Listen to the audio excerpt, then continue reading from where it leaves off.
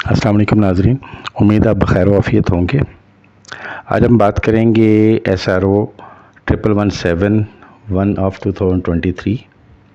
इसमें income tax rules 2002 में changes की गई हैं, जो कि पहले SRO 229 1 ऑफ 2023 जो कि 28 फरवरी 2023 को इशू हुआ था, उसमें भी मेंशन की गई थी। सेक्शन 237 जो है वो FBR को पावर्स देता है कि वो रूल मेक कर सकता है।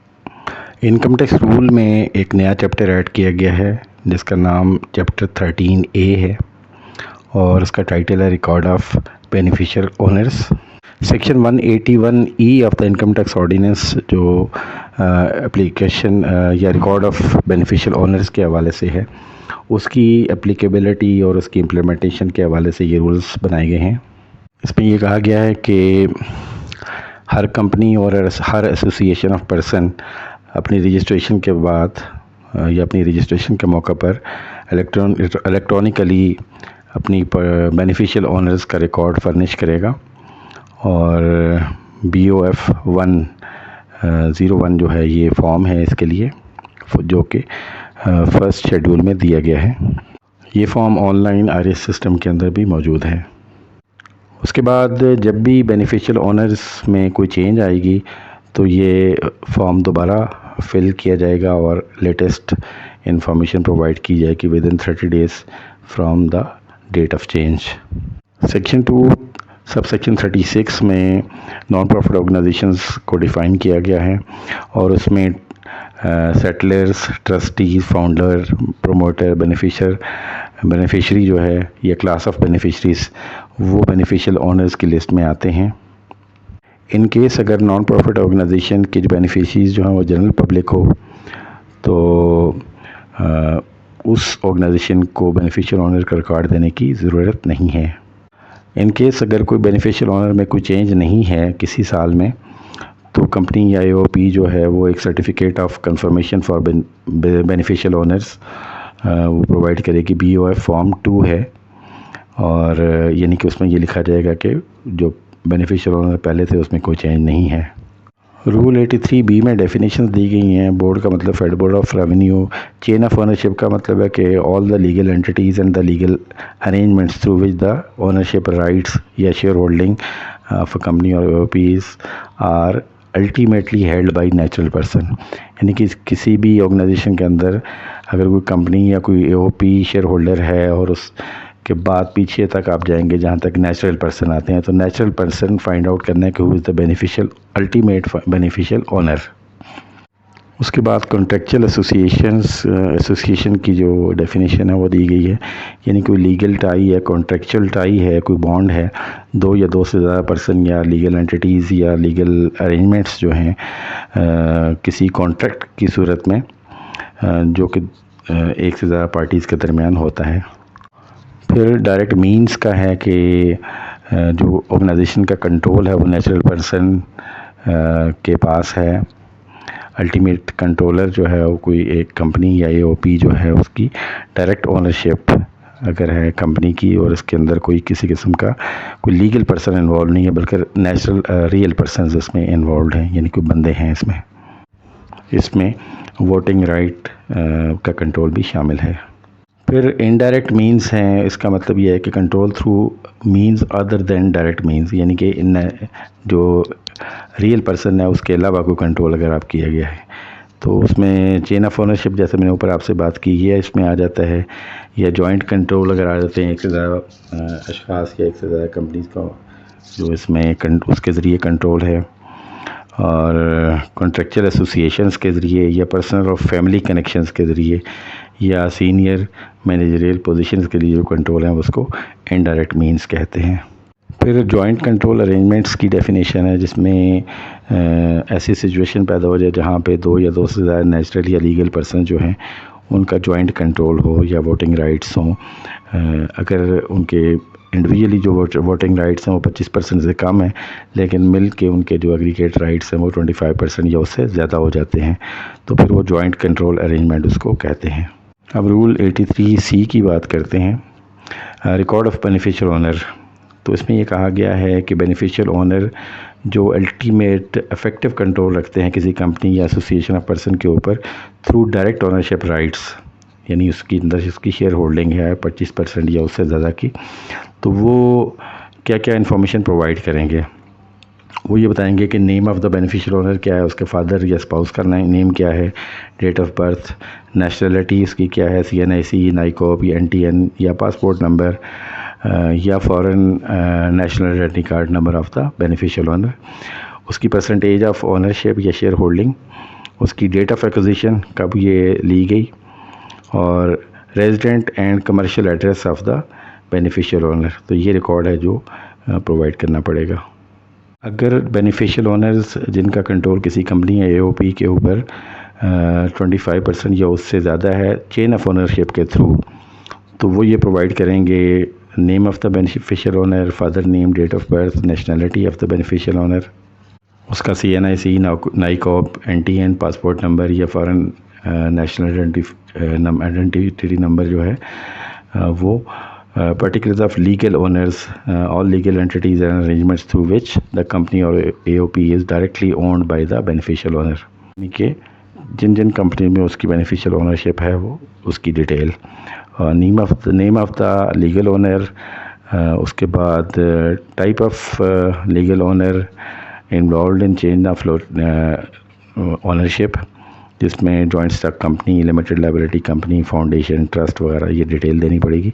Company country of the incorporation और रजिस्ट्रेशन ऑफ लीगल ओनर, किस कंट्री में है ये, incorporation of legal details of the legal owners, that is incorporation और registration number, date of incorporation, और registration and name of the incorporating और registering authority, तो उनकी रजिस्ट्रेशन की डिटेल, उसके अलावा जो registered address of the legal owner, और देन उसकी परसेंटेज ऑफ शेयर होल्डिंग या ओनरशिप कितने % उसकी है, और date of acquisition of the ownership किस डेट को हुई है, residential and commercial addresses of the beneficial owner.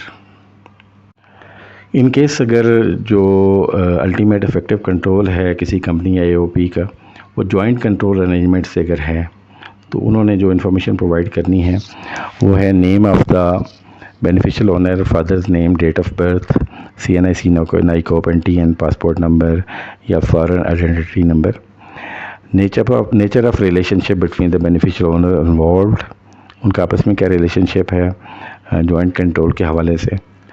तो इसमें एक एग्जांपल दी गई है कि मिस्टर X जो कि X% ओनरशिप रखता है ABC कंपनी में या AOP में, और उसकी जो बीवी है या उसका जो शौहर है मिस Y, उसकी बीवी जो है वो कि Y% ऑफ द ओनरशिप रखती है मिसेस ABC कंपनी या AOP में, तो इस तरह वो स्पाउस उसका होगा, तो मिल के जो है वो जॉइंट ओनरशिप जो 25% के ज़्यादा हो जाती है तो फिर वो होगी। तो इसमें जो डिटेल देनी होती है वो रिलेटिव्स, फ्रेंड्स, यानी आपके दोस्त हैं, रिलेटिव्स हैं या अदर एसोसिएट्स, और इसकी स्पेसिफिकेशन देनी पड़ेगी, और परसेंटेज ऑफ शेयर होल्डिंग और ownership interest of each beneficial owner involve in joint control, तो जॉइंट कंट्रोल में किस किस की कितनी परसेंटेज है वो अलग अलग देनी ज़रूरत है, और किस डेट को ये ओनरशिप ली गई है, और रेजिडेंशियल कमर्शियल एड्रेस जो है ना वो भी साथ ही मेंशन करना पड़ेगा। और फोर्थ कंडीशन जो है कि ऐसे बेनिफिशियल ओनर जो कि अल्टीमेट इफेक्टिव कंट्रोल ले रहे हैं किसी कंपनी या AOP के ऊपर थ्रू वोटिंग राइट्स, तो उन्होंने जो प्रोवाइड करनी है वही information, name, father name, date of birth, CNIC वगैरह, नेशनलिटी और वोटिंग राइट्स की डिटेल्स, और percentage of voting rights held by each beneficial owner, residential and commercial addresses उनके जो हैं वो भी मेंशन करने पड़ेंगे। और नंबर 5 में जो है beneficial owner who exercises ultimate control over the company और AOP थ्रू कॉन्ट्रेक्चुअल अरेंजमेंट्स, अगर कॉन्ट्रेक्चुअल अरेंजमेंट्स के ज़रिए है तो उसमें सेम डिटेल्स होंगी, और कॉन्ट्रैक्ट की डिटेल्स जो है वो एडिशनली प्रोवाइड करनी पड़ेंगी ओवर द जिसकी वजह से जो उनको कंट्रोल वो मिला है एसोसिएशन ऑफ पर्सन या कंपनी के अंदर, और कौन कौन सी पार्टीज इसमें इन्वॉल्व हैं, और उनके रेजिडेंशियल और कमर्शियल एड्रेसेस। नंबर 6 में ये मेंशन्ड है कि बेनिफिशियल ओनर जो कि अल्टीमेट कंट्रोल किसी कंपनी या एओपी के अंदर लेते हैं थ्रू पर्सनल और through family connections with the owners. तो पर्सनल कनेक्शन से या फैमिली कनेक्शन की वजह से करते हैं या मैनेजमेंट ऑफ द कंपनी के अंदर उनका है कंट्रोल है, तो वो इंफॉर्मेशन इवन ये भी सेम इंफॉर्मेशन है, सिर्फ इसमें एडिशनली जो है nature of and details of the person and family connections ये डिटेल देनी पड़ेगी।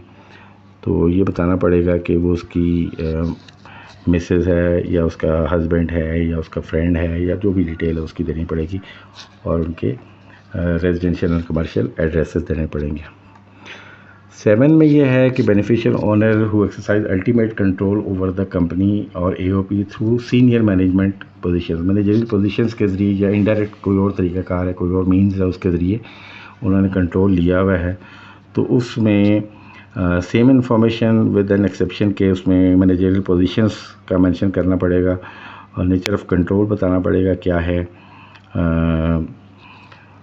जैसे वही सेम एग्जांपल है कि मिस्टर एक्स जो है वो कंपनी का सीईओ है और जो कि अपॉइंटमेंट या रिमूविंग ऑफ डायरेक्टर्स के ऊपर उसका कंट्रोल है, तो उसकी डिटेल देनी पड़ेगी। डेट ऑफ एक्विजिशन और रेजिडेंशियल एंड कमर्शियल एड्रेसेस देने पड़ेंगे। तो ये वो डिटेल्स हैं जो कि प्रोवाइड करनी पड़ेंगी।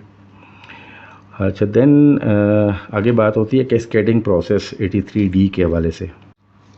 रूल 83C में कैस्केडिंग प्रोसेस दिया गया है जो कि 3 टेस्ट यानी 3 टेस्ट उसमें होंगे, 83C1, 83C2, 83C3 और 83C4। वो सब जो हैं वो मिलके टेस्ट 1 बनेंगे, और इसी तरह 83C5, 83C6 वो टेस्ट 2 बनेंगे, और 83C7 जो है वो टेस्ट 3 होगा। ये यानी कैस्केडिंग प्रोसेस होगा जिससे पता चलेगा कि क्या वो नेचर ऑफ द कंट्रोल क्या है। और पहला इसका मतलब है कि टेस्ट 1 जो पहले अप्लाई किया जाएगा, और अगर वो आइडेंटिफिकेशन बेनिफिशियल ओनर्स की आइडेंटिफिकेशन टेस्ट 1 में हो जाती है तो ठीक है, वरना फिर टेस्ट 2 अप्लाई किया जाएगा। यानी कि टेस्ट 1 जो है उसमें अगर डाउट है वो या वो इन्फॉर्मेशन पूरी नहीं दे रहा तो फिर टेस्ट 2 दिया जाएगा, और अगर टेस्ट 2 भी कंप्लीट नहीं दे रहा सक्सेसफुली, उसकी बेनिफिशियल ओनर की आइडेंटिफिकेशन नहीं कर रहा, तो फिर टेस्ट 3 दिया जाएगा। यानी कि टेस्ट 1 और टेस्ट 2 जब फेल हो गए हैं बेनिफिशियल ओनर का रिकॉर्ड देने में, तो फिर टेस्ट 3 अप्लाई किया जाएगा। जो मैंने ऊपर 7 कंडीशंस आपको बताई हैं ये उसकी डिटेल है। अच्छा, 83A में ये कहा गया है कि कंपनी और एओपी जो है कोई भी जो होगी वो बेनिफिशियल ओनर का रिकॉर्ड 10 साल तक के लिए अपने पास रिटेन रखेगी, यानी उसको ज़ाया नहीं कर सकती, 10 साल तक मेंटेन रखना ज़रूरी है।